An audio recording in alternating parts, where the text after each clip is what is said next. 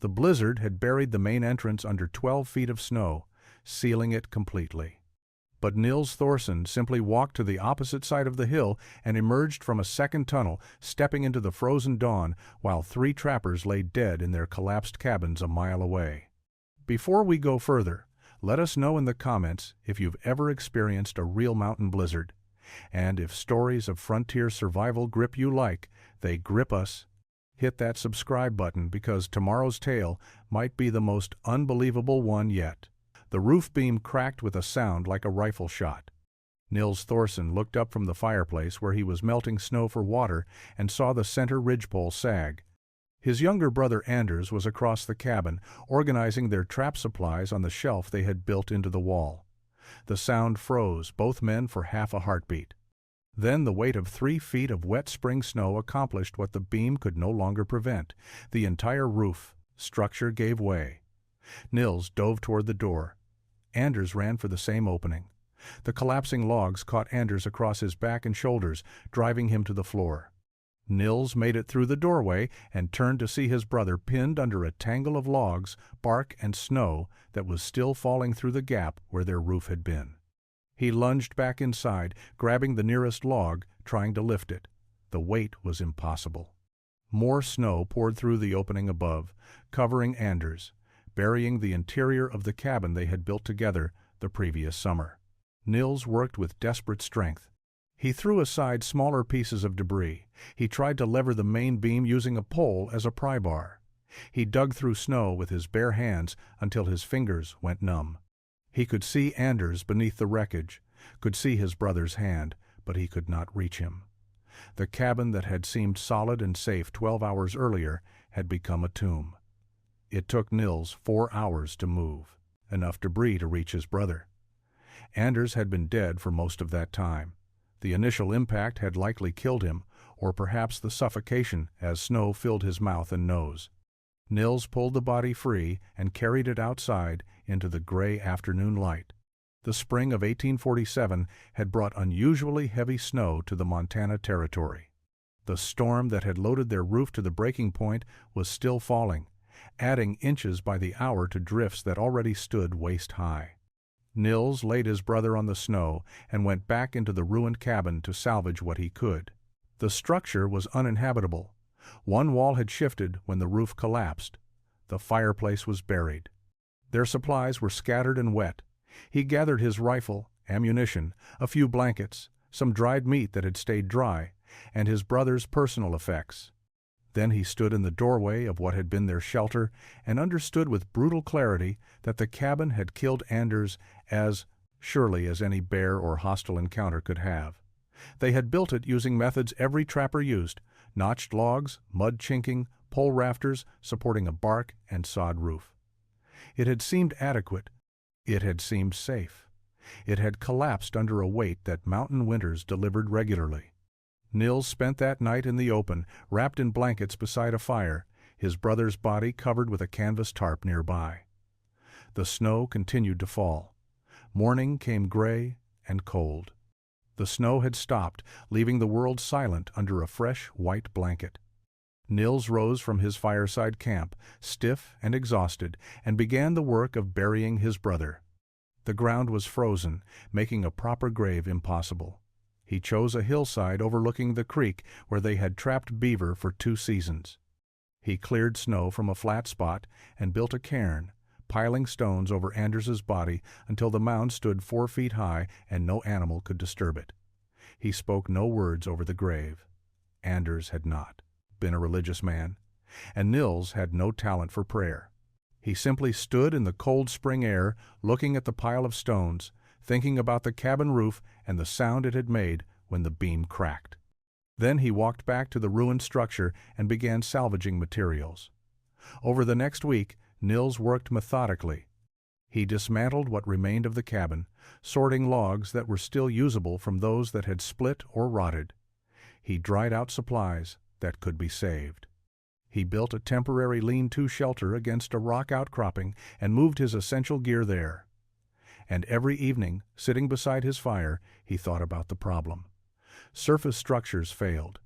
That was the reality he could not escape. Roofs accumulated weight they could not support. Walls shifted under lateral pressure from snowdrifts. Even well-built cabins offered only temporary protection against the mountain environment. A strong wind could tear off a roof. A heavy snow could collapse walls. A determined bear could break through doors or corners. The more Nils examined traditional cabin construction, the more vulnerabilities he saw. He began watching animals. There was a badger den near his temporary camp, and he spent hours observing the creature's behavior. The badger had dug multiple entrances to its underground home. When Nils approached one entrance, the animal simply exited through another hole 20 feet away. The badger never became trapped because it never relied on a single point of access. A fox family denned in the rocks above the creek. Their home had at least 3 separate openings that Nils could identify, possibly more hidden among the boulders. Animals that survived mountain winters did not build upward. They dug downward or found existing caves and rock shelters. They created networks, not single chambers. They understood something that human builders seem to ignore.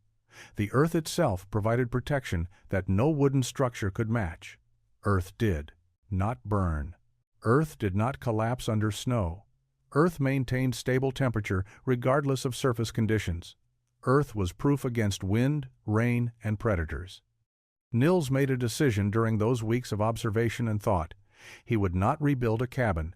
He would not construct another structure designed to sit above the ground and fight against every element the mountains could deliver.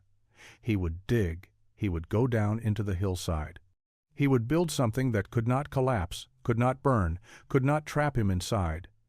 He would create a shelter that worked with the earth instead of standing exposed upon it. Spring progressed into early summer. Nils sold his winter's collection of beaver pelts at a trading post on the Missouri River. Then, instead of returning immediately to his trapping territory, he rode west toward the mountains where rumor said silver had been found. He was looking for men who knew how to dig into the earth and make it stay open. The mining camp sat. In a narrow valley surrounded by pine forests, 30 or 40 men worked claims along a creek, but Nils was not interested in the placer miners panning for silver in the stream bed. He rode uphill to where a serious operation had begun. Someone with capital had invested in a real mine, tunneling into the mountainside to follow a vein of ore. The entrance was obvious. Heavy timber framing supported an opening that led straight into the rock. Nils dismounted and approached a man supervising workers who were hauling ore carts out of the tunnel. The man was older, perhaps 50, with the careful manner of someone who understood his work carried life and death consequences. He wore sturdy clothes and spoke with a German accent when Nils asked about the timber framework. His name was Heinrich Müller. He had learned mining engineering in the mountains of Bavaria before immigrating to America 5 years earlier. When Nils explained that he wanted to understand how to prevent underground spaces from collapsing, Heinrich studied him with interest. Most trappers had no curiosity about mining techniques. This one clearly had specific reasons for asking. Heinrich led Nils into the mine entrance. The tunnel extended 60 feet into the mountainside, supported every 8 feet by heavy timber frames.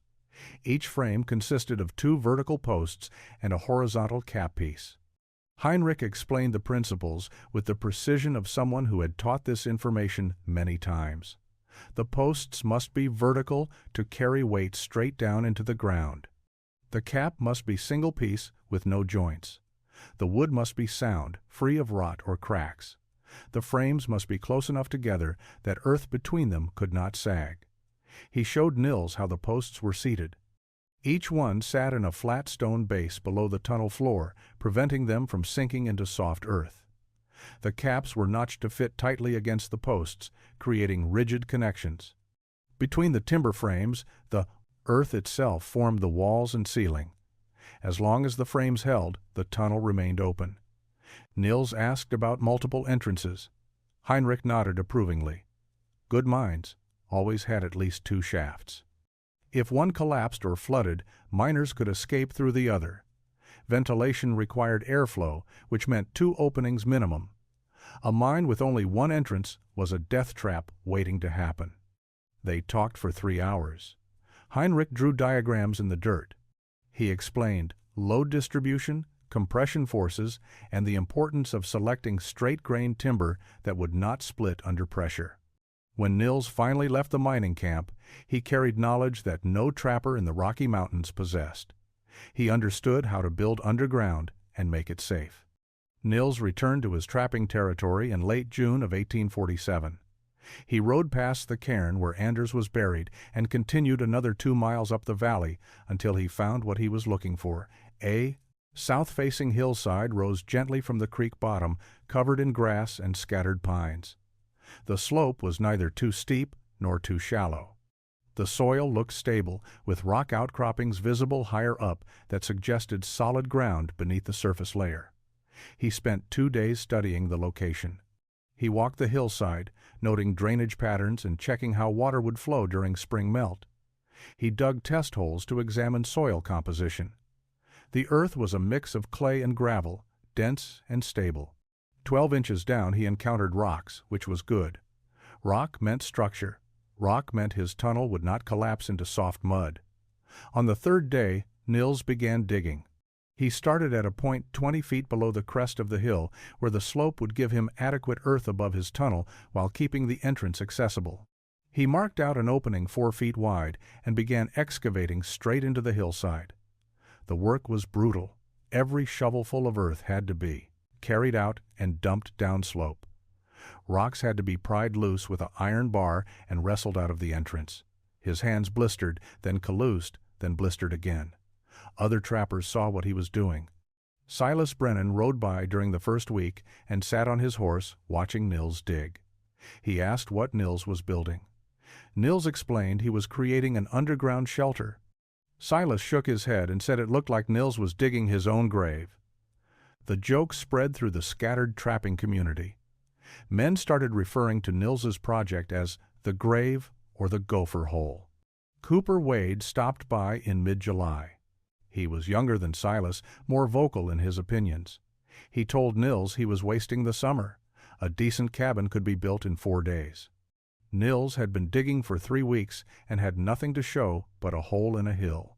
Cooper asked what would happen when a bear decided to walk into that hole. Nils said he would deal with bears when the time came.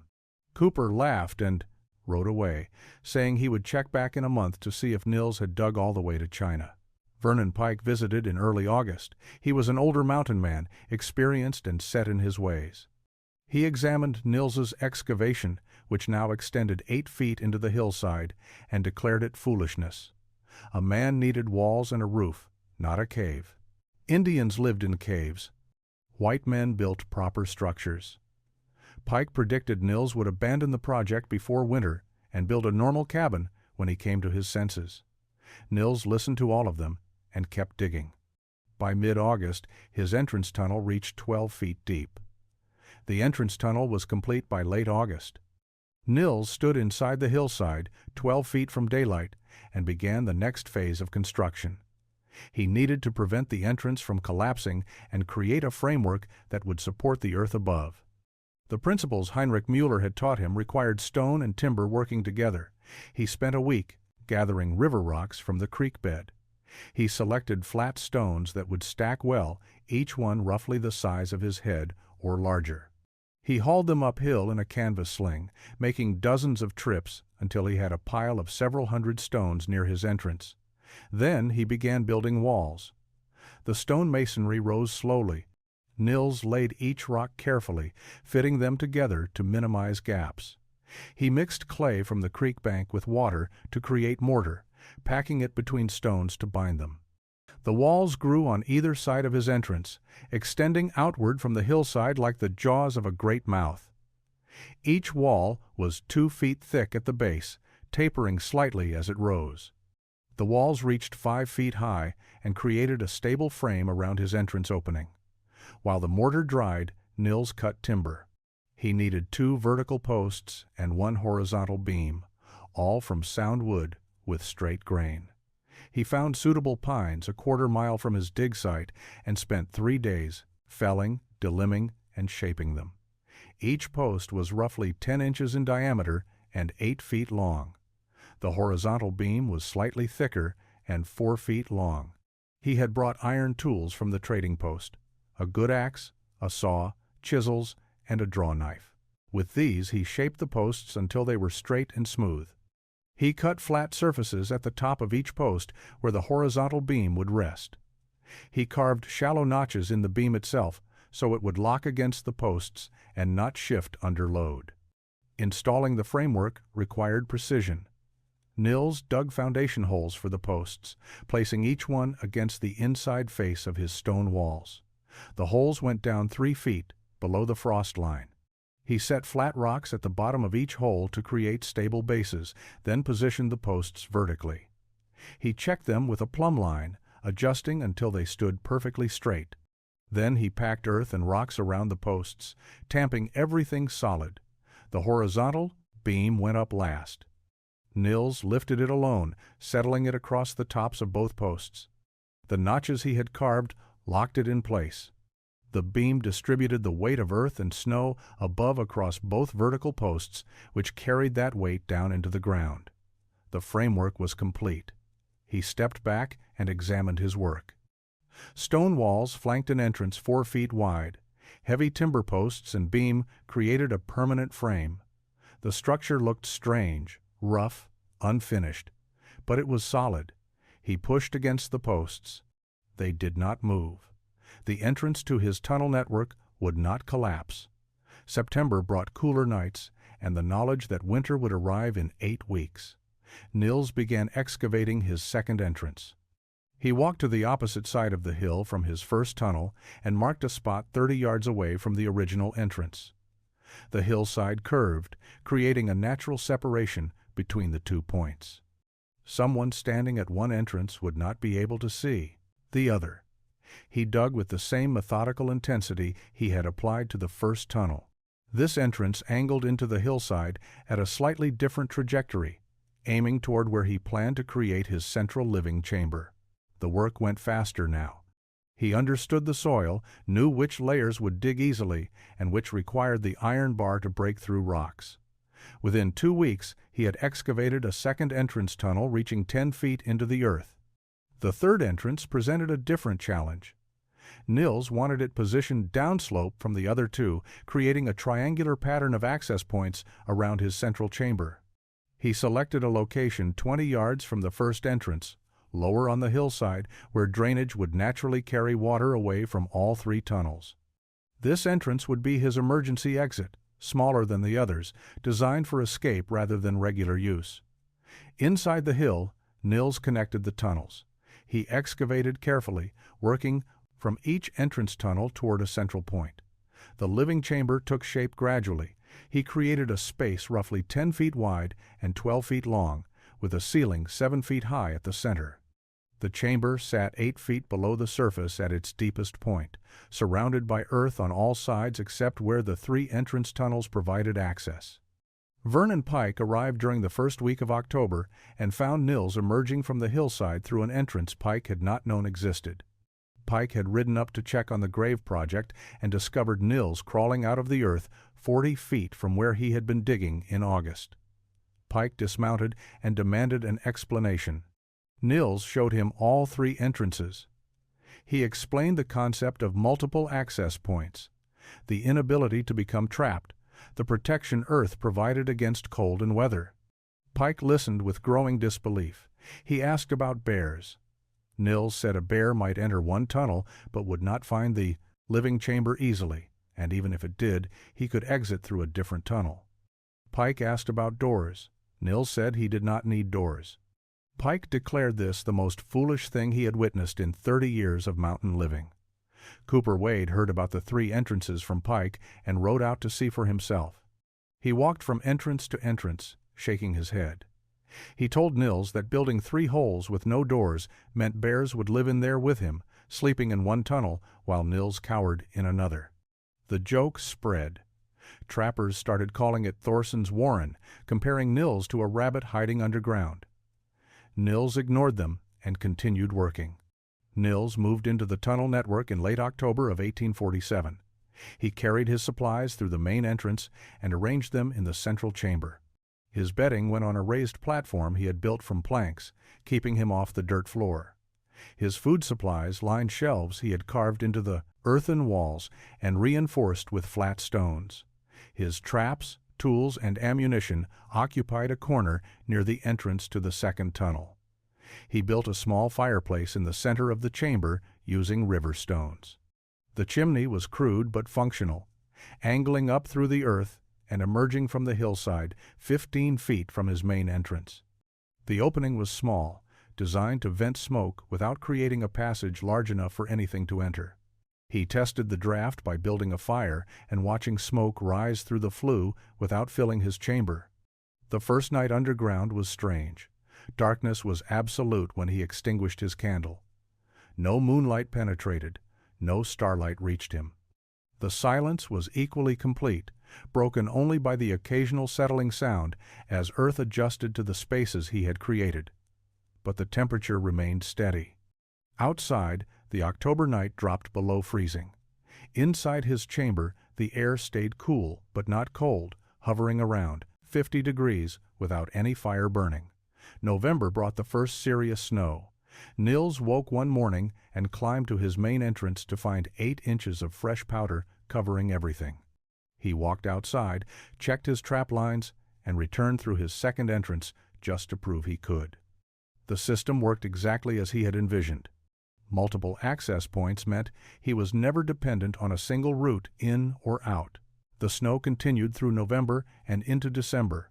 Drifts accumulated around his entrances, partially filling the outer tunnels. Nils discovered this was not a problem. The snow acted as additional insulation, sealing gaps and creating barriers against wind.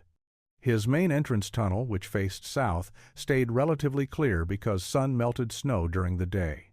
His other 2 entrances filled with several feet of snow, but he could dig through it in minutes if needed. He kept a small fire burning most days, more for light and cooking than warmth. The earth itself moderated temperature. When outside conditions dropped to 20 below zero during a cold snap in mid-December, his chamber never fell below 45 degrees.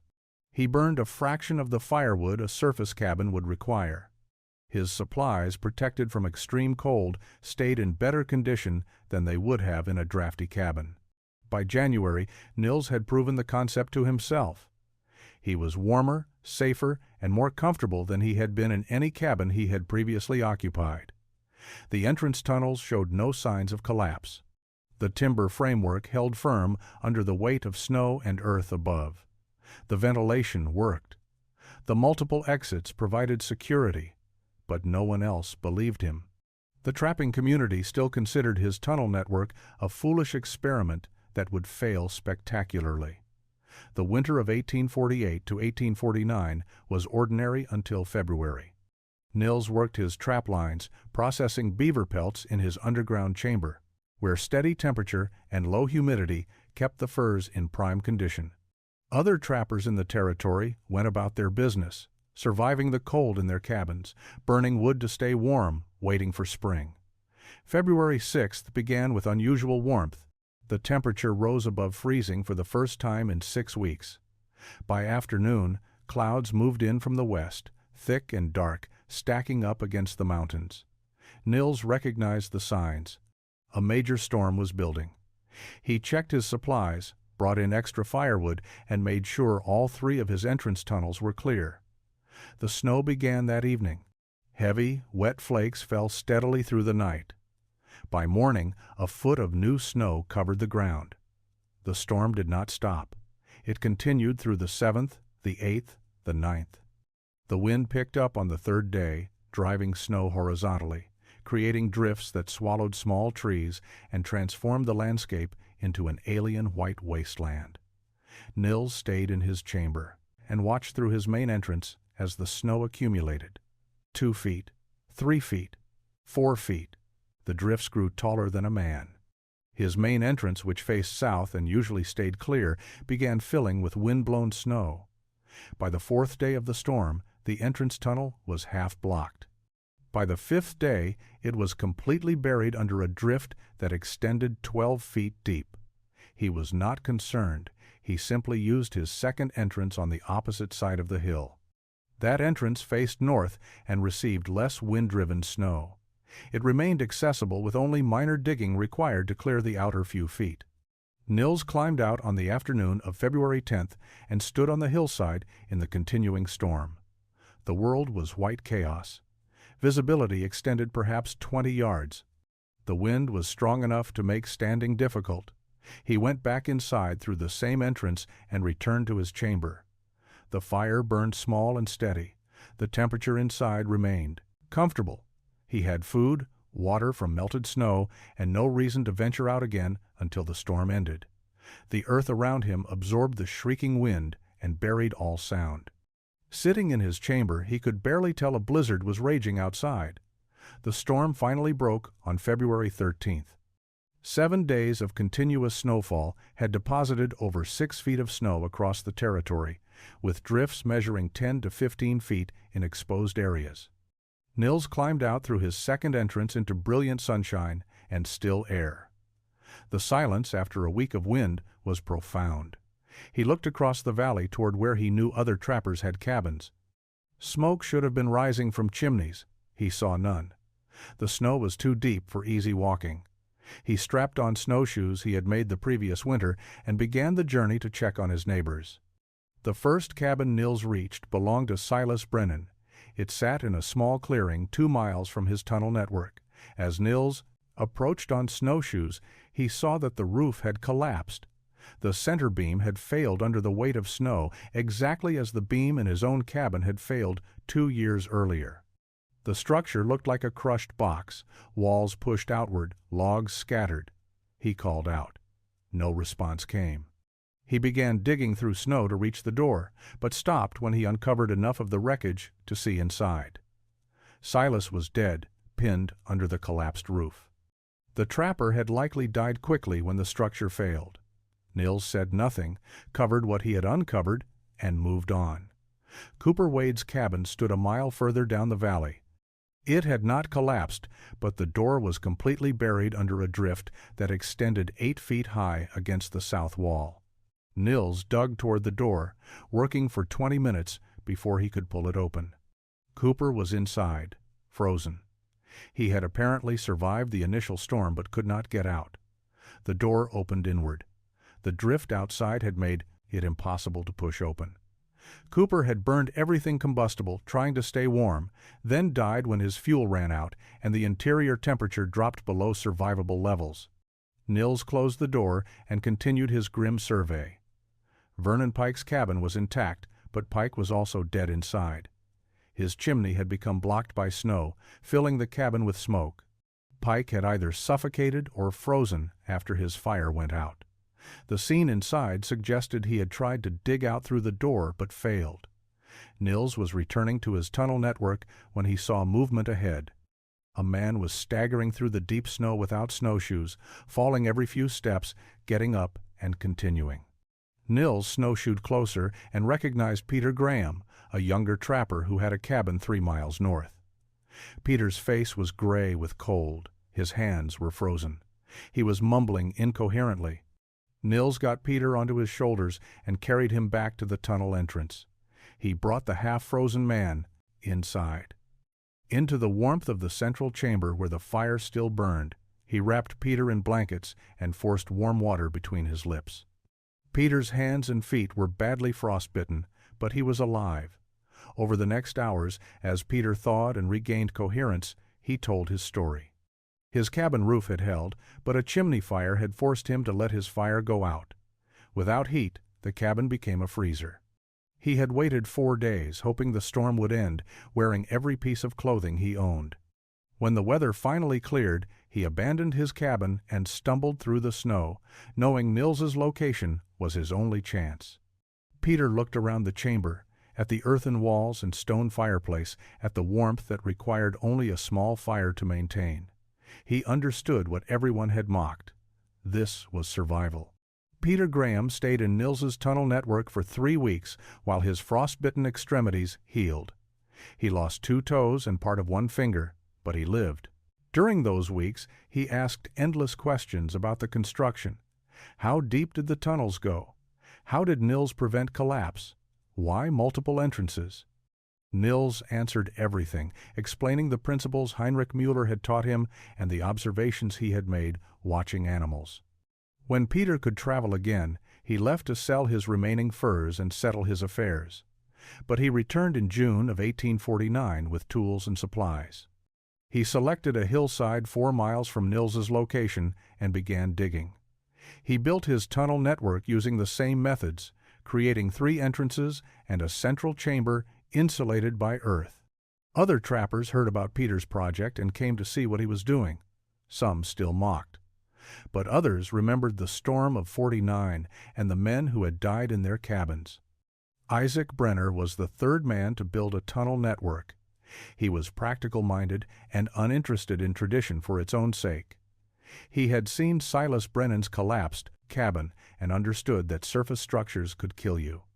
His tunnel network was completed by fall of 1849. He survived the winter that followed without incident, warm and safe below ground, while snow piled 8 feet deep above his head.